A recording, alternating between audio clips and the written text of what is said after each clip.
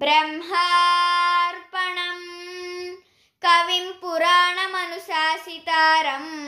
అనోరణీయాం సమనుస్మరేద్యః సర్వస్య ధాతారమచింత్య రూపం ఆదిత్యవర్ణం తమసః పరస్తాత్ ప్రయాణకాలే మనసాచలేన భక్త్యా యుక్తో యోగబలేన చైవ భ్రువోర్मध्ये ప్రాణమావేశ్య సమ్యక్ సతం పరం పురుషముపైతి దివ్యం.